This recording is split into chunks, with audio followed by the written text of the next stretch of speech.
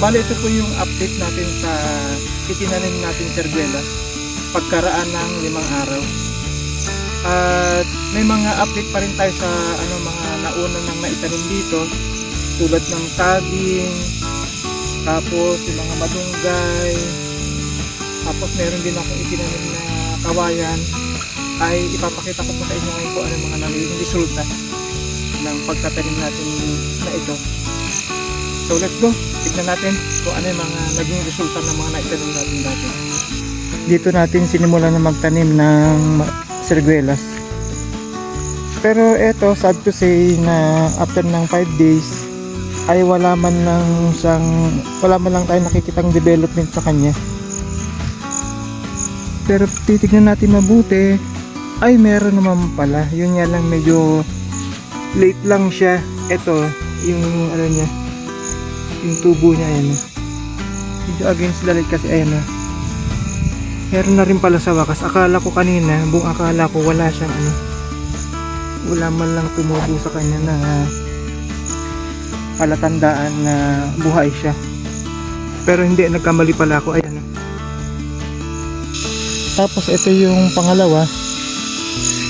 So ito talagang buhay na siya. Kasi ayan na, nagdadahon na siya totally. Mahaba na yung dahon niya, na kung dati ay maliliit pa lang yung sibol na, pero ngayon ayan na, lumabas na yung dahon niya. Tapos ito yung pangatlo. Titignan natin dito, ayun, bali nakakatuwang tignan, nakaka good vibes dahil talagang 100% na buhay siya. And may mga dahon na siya.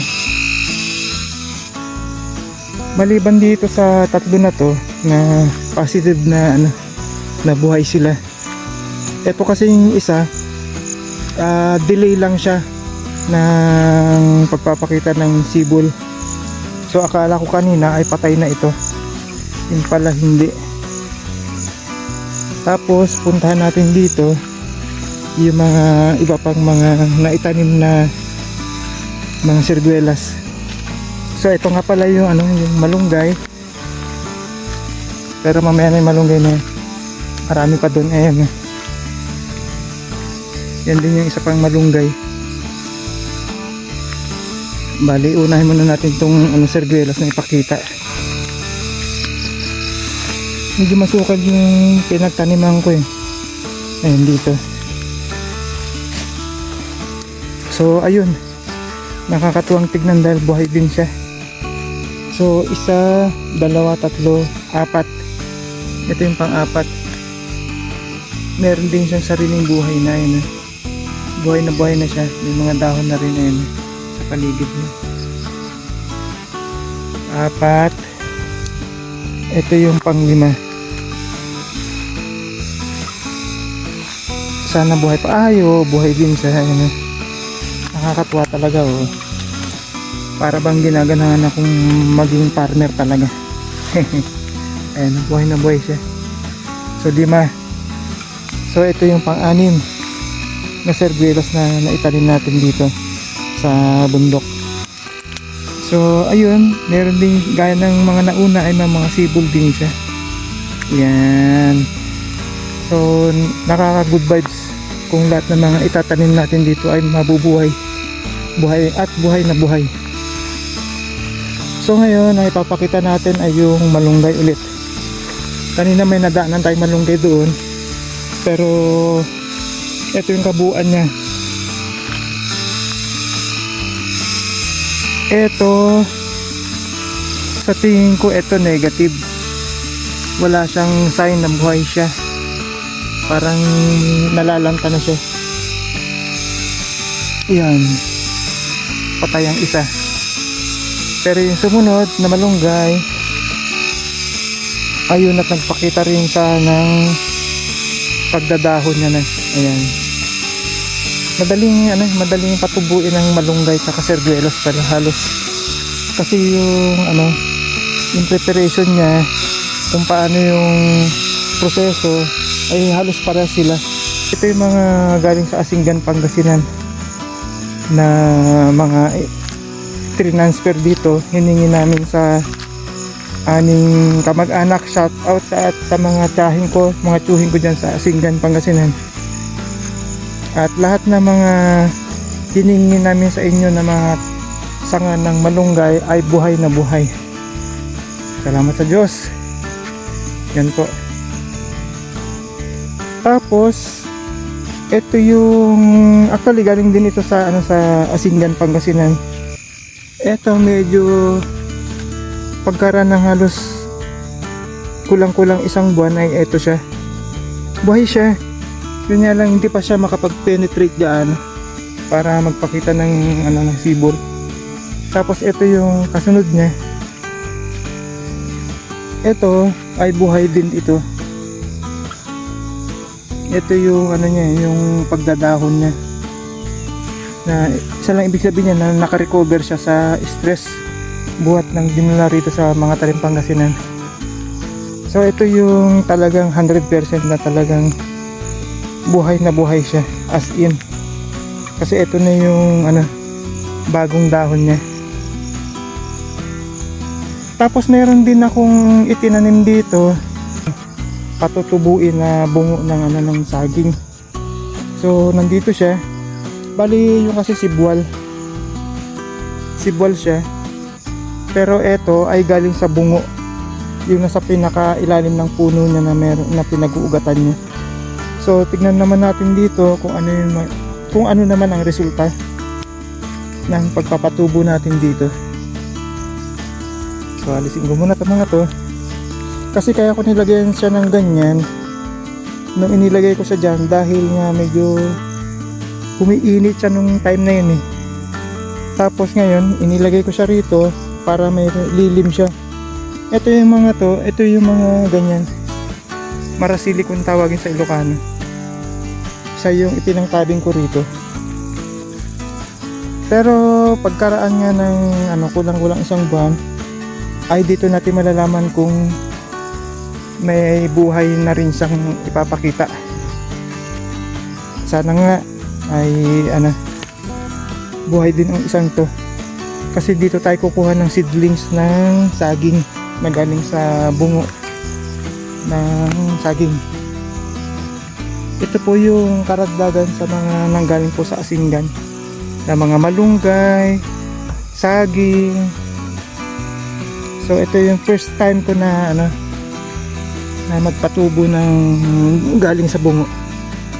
So medyo kakalkalin lang natin ng kaunti para malaman natin kung magpapakita siya ng buhay, kung sana nga buhay siya, para dito tayo kukuha ng ipapang seedlings natin.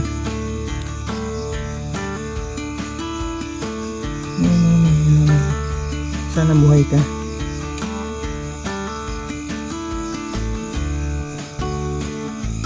Ayan, ito yung bungo niya. Ayan, ito maitim, ito. Yan na yun. So dito natin malalaman kung buhay siya. At yun, parang may naaninag ako. Nakikita nyo to. Ayan, may tumubo siya ng at least isa. Pero palauna na idadami pa yan.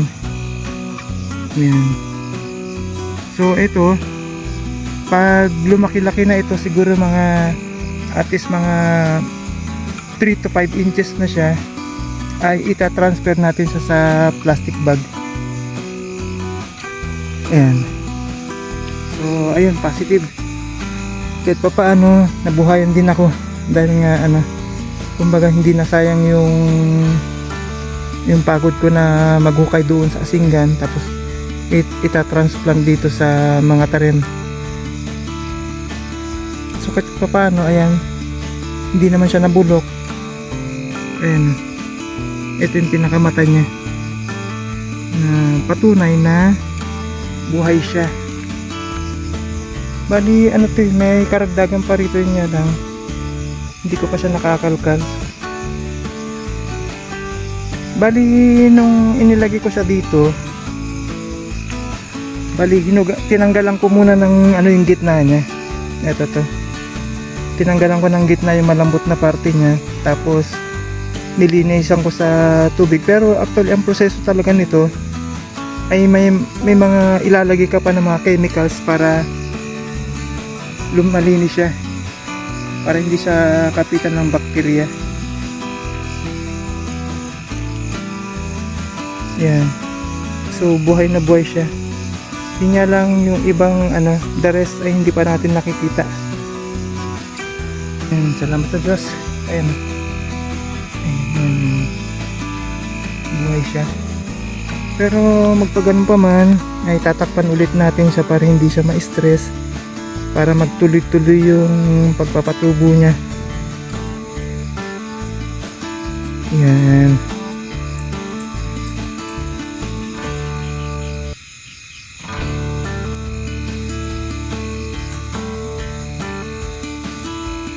Ibabalik natin yung lupa.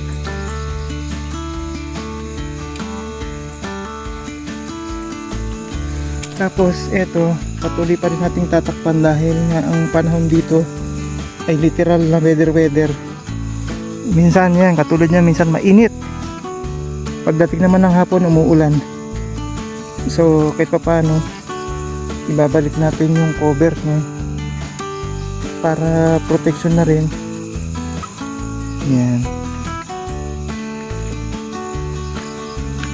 Ay, kakatuwa. Talagang hindi ako napanghinaan ng loob dahil nakikita ko na ang mga pinaghirapan ko ay may magandang resulta. Salamat sa Diyos.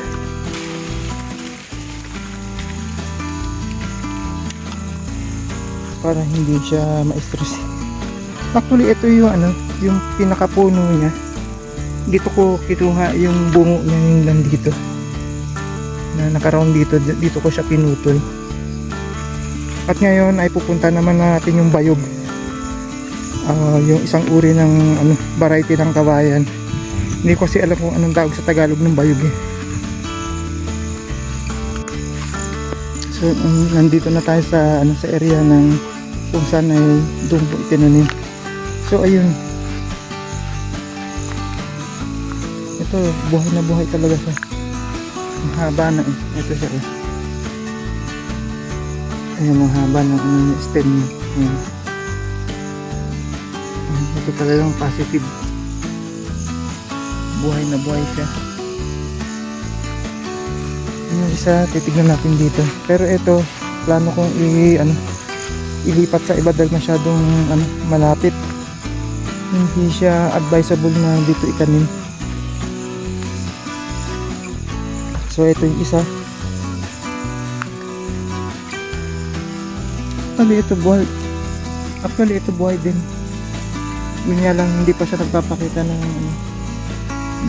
pagsibol niya. Pero ito malamang aalisin ko to, ililipat ko sa ibang lugar na kung sana hindi sila magkalapit nung isa na itinanim ko dyan. Makaibang puno ang pinanggalingan ng dalawang yan. Ito tsaka yun. Ito kasi galing doon. Itong isa naman galing dito sa kawayan na yung bayog na yan. Pero masaya dahil buhay silang lahat.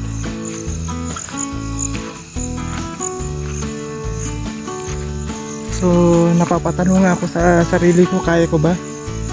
Pero sa nakikita ko na mga resulta ng mga naitanim ko ay buhay sila. So ibig sabihin mayroon din akong buhay na pag-asa para mag-develop ang bundok na to.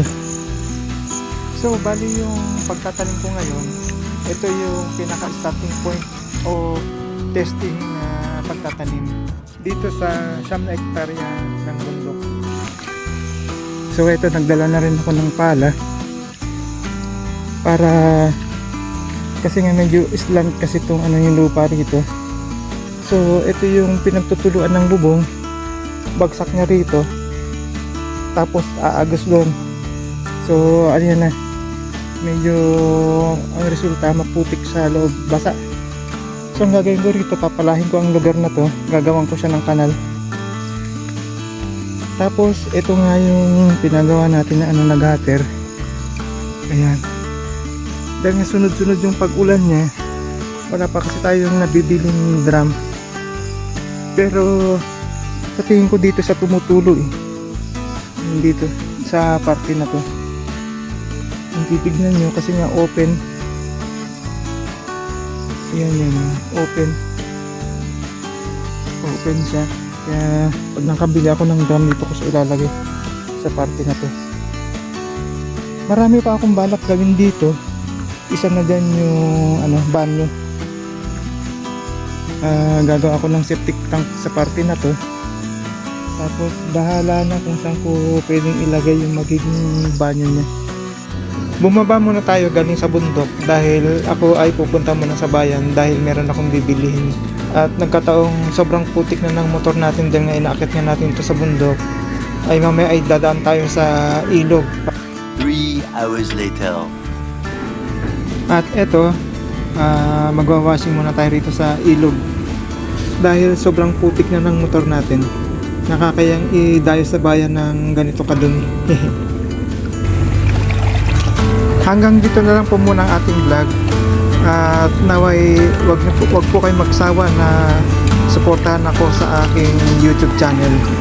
Maraming salamat po.